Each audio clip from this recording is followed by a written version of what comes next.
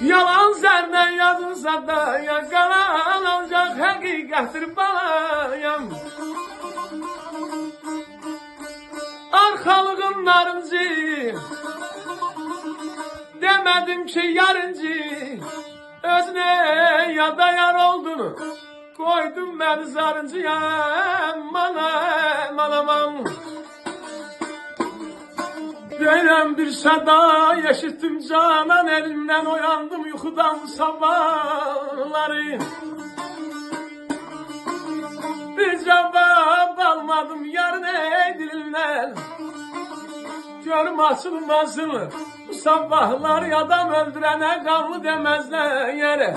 Çöl sındırana kanlı değerler, yer kurban olum ey.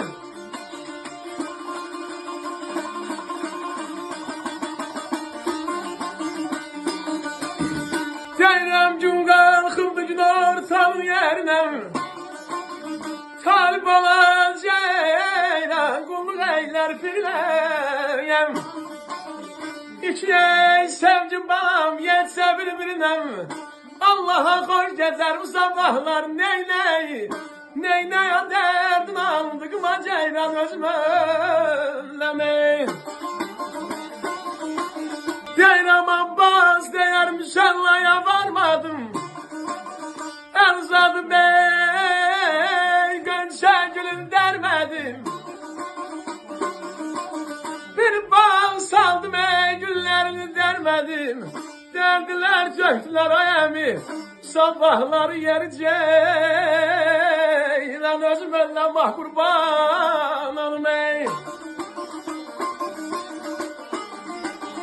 İller xəstəsinə həkim nə lazım? Onunki dərmanla çarası yoxdur.